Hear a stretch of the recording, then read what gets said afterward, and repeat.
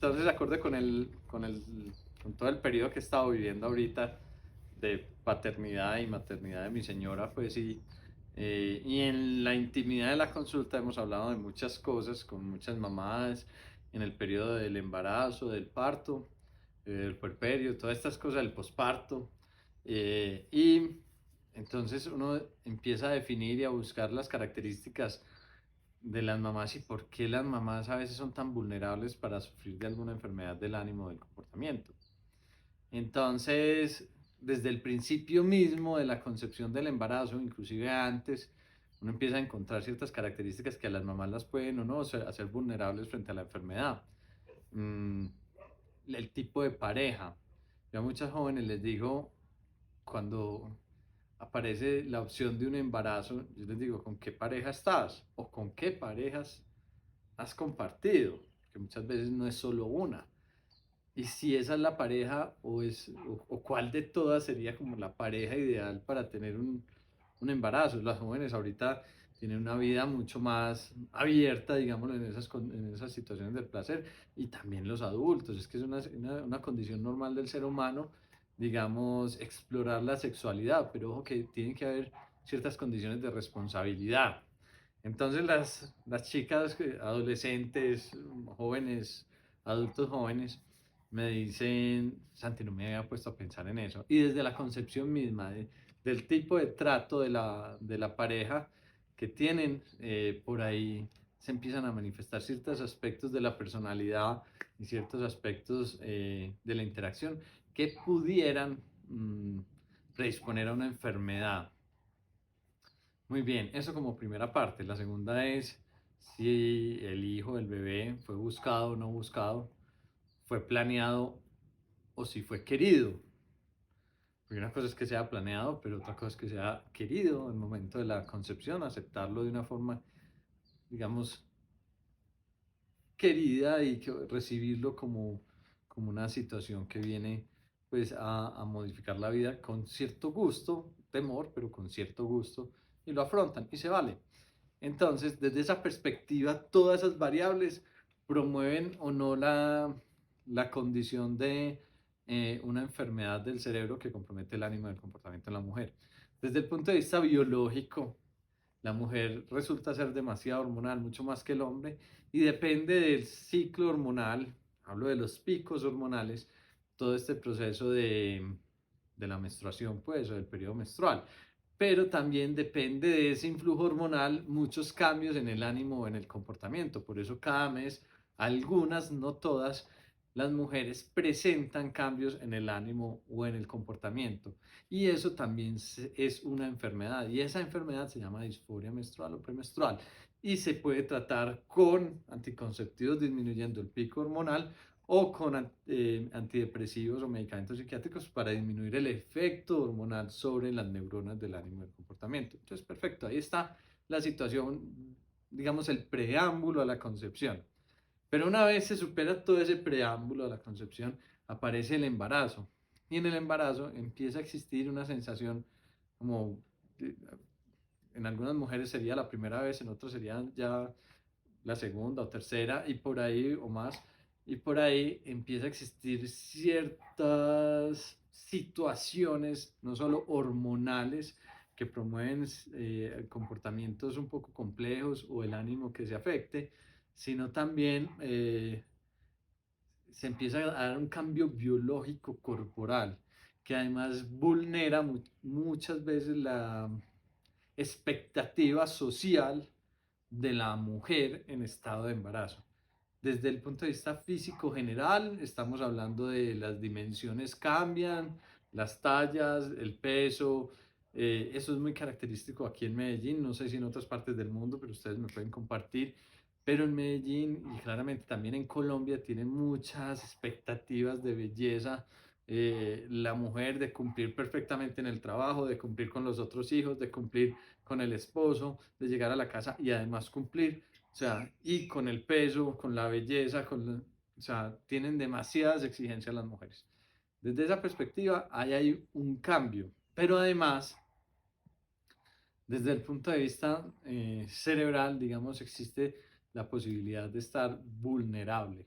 vulnerable, no solo desde lo físico, que puede cambiar en cualquier momento del embarazo, llegar a una enfermedad y obligarlas a estar hospitalizadas, como también desde el punto de vista, digamos, no solo del embarazo, sino desde la autoestima, el ego, y ver que el esposo sigue con su vida cotidiana y la mujer tiene que enfrentar retos frente a un entorno social que le ofrece la posibilidad al esposo, a la pareja, de explorar escenarios en un momento donde está altísima la vulnerabilidad de la mujer. Entonces eso también la expone a estar triste.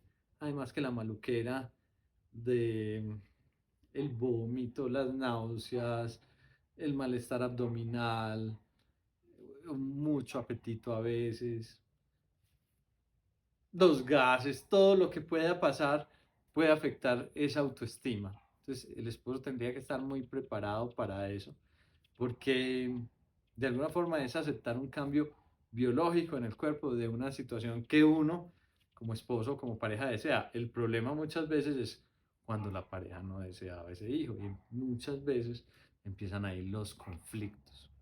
Se dan situaciones que modifican el ánimo y la persona, estaba hablando de la mujer, muchas veces se torna irritable, no se siente entendida ni comprendida en todas las dimensiones que cambia su vida.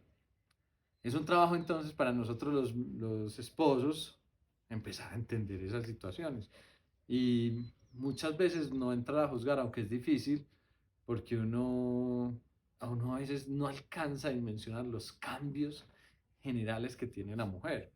Entonces hay que buscar ser solidario, buscar entender que muchas veces las respuestas obedecen más a unas situaciones, digamos, puntuales que pues, muchas veces se sostienen por meses, pero que se van a resolver probablemente en el posparto, aunque en el posparto también se pueden agudizar. Esas sensaciones que muchas veces también afectan negativamente a la paciente que está esperando un hijo, eh, también ofrecen retos para ella. Y entonces la idea de tener un hijo, ver que el hijo, o sea, dejar de romantizar, por ejemplo, la maternidad, ver que el hijo, aunque es deseado, te ha generado mucho malestar general, que no te sientes con fuerzas para tenerlo, ni siquiera en el parto, ni siquiera para criarlo, que estás agotada, que te sientes fundida, que tienes sueño, que no te acomodas para dormir, que la barriga te estorba, y todas esas circunstancias, a muchas pacientes en medio de mi consulta me dicen, Santi, es que yo ya en el embarazo, yo ya no sé si quiero tener este hijo. Pero es una cosa muy íntima porque uno dice, Dios mío, pues uno como, ellas como paciente me dicen, pero ¿cómo no lo voy a desear si ya lo tengo en la barriga, si lo estoy viendo crecer, pero ya no me siento capaz? Pero no soy capaz de decírselo a nadie de mi familia, no soy capaz de decírselo a mi esposo, a mi pareja, no soy capaz de decírselo a nadie porque sería una catástrofe esto. O sea, me van a catalogar de mala mamá, de criminal, pensar en el aborto, pensar en es mejor morirme y ahí aparecen ciertos síntomas muchas veces de depresión, que hay que tratarlos. Entonces, a mí me llama mucho la atención porque nosotros los médicos hacemos unos estudios muy juiciosos sobre la medicación en el embarazo y a veces es más alto el riesgo de no medicar versus el beneficio de no medicar.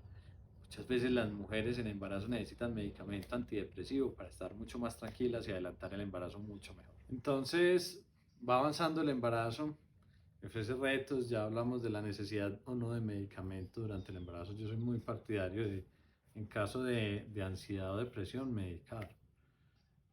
Y lo ven los ginecólogos todos los días. Una materna tranquila funciona mucho mejor que una materna nerviosa o, o depresiva o triste para enfrentar esos momentos. Entonces, digamos, supongamos que superamos ese periodo de tiempo del embarazo y aparece el parto.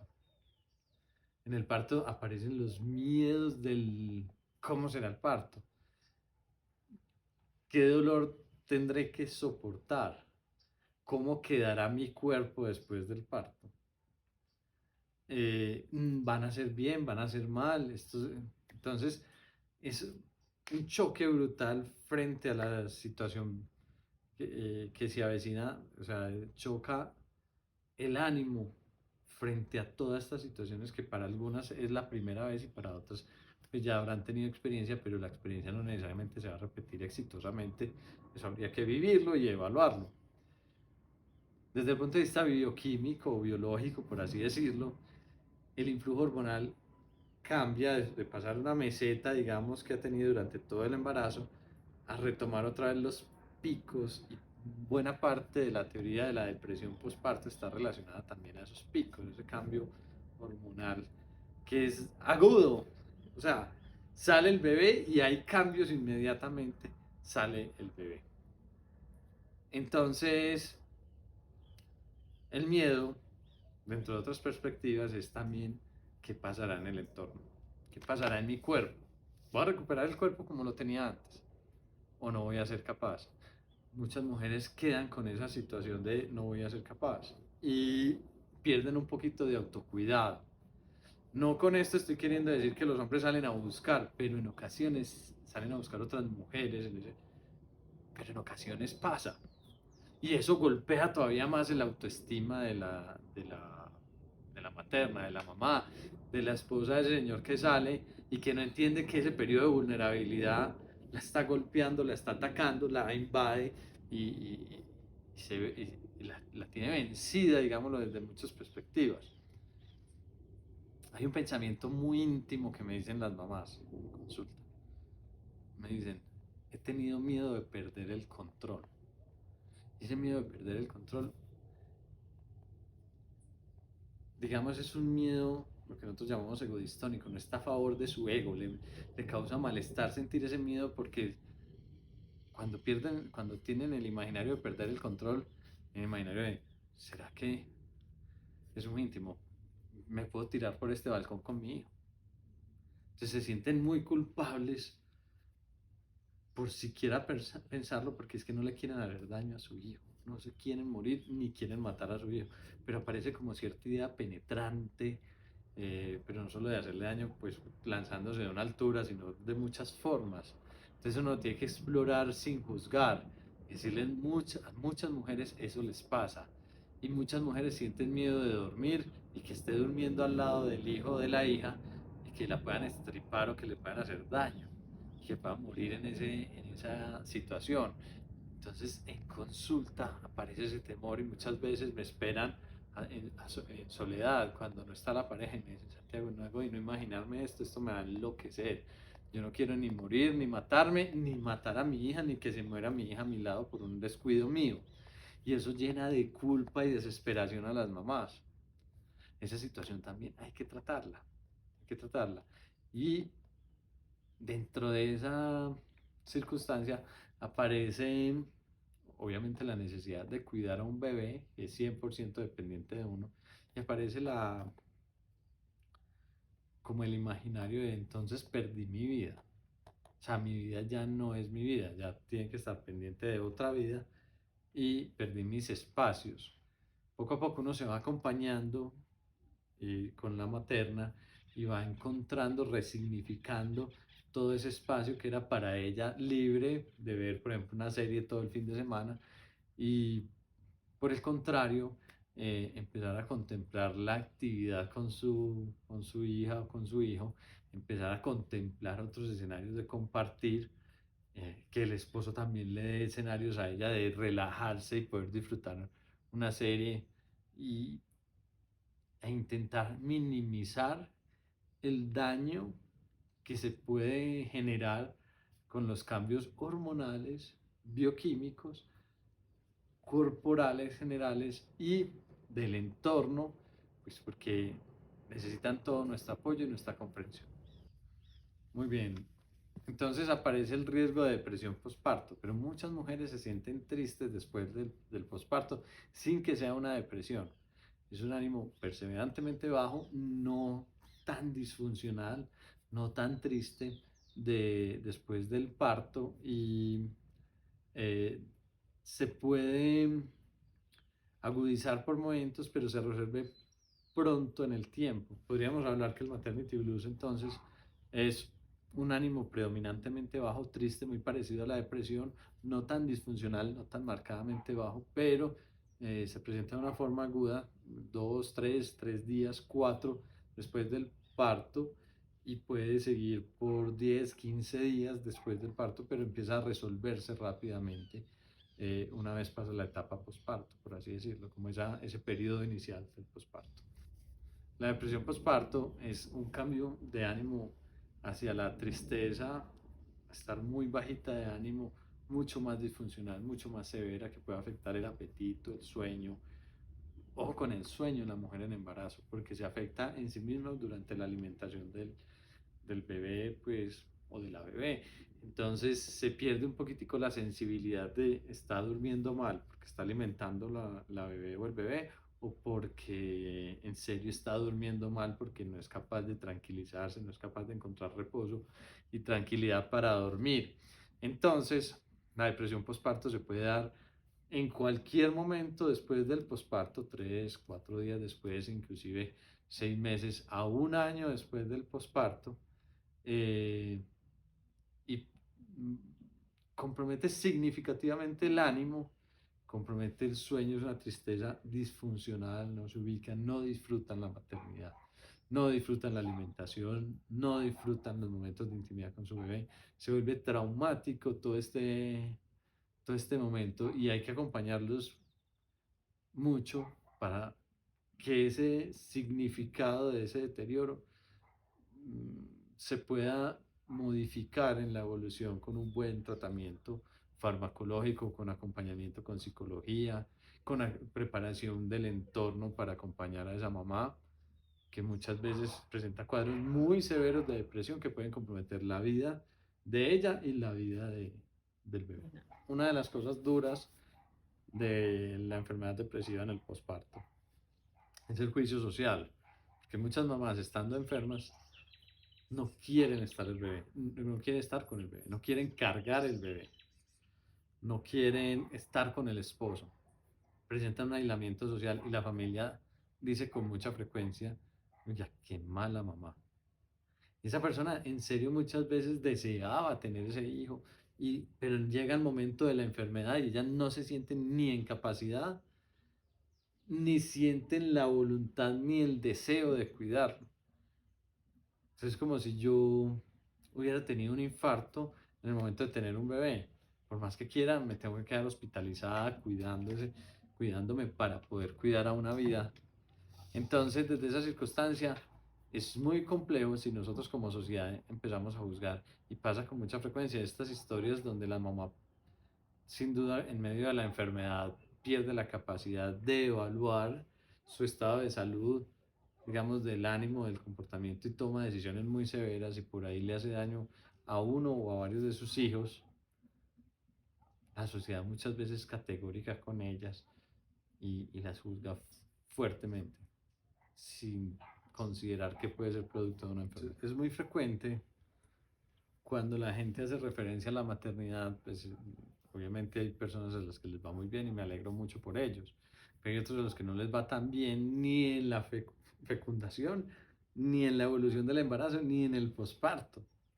Entonces siempre le dicen, vas a estrenar el corazón, no habías amado nunca a nadie, eh, es la mejor cita a ciegas, que me parece brutal, y la gente llega con esa expectativa y cuando se van dando cuenta que en el parto o en el posparto inmediato lo que sienten como emoción muchas veces no es el amor infinito que pueden llegar a sentir horas o días más tarde, sino que es un miedo impresionante. Y es una ansiedad de yo qué voy a hacer y más si, por ejemplo, la mamá está sola. Ahora me va a tocar, ya no soy yo, ya son estas, es mi vida y esta vida. Y entonces lo que sienten es angustia y lo más duro en esas circunstancias, como les digo, en la intimidad del consultorio lo que me dicen es, pucha, soy una mala mamá porque no estrené el corazón en ese momento, porque lo que sentí fue miedo y no amor, y yo les tengo que decir, para nada, es que la emoción no se construye de una, es que es como cualquier otra relación interpersonal, uno va construyendo ese amor en el tiempo.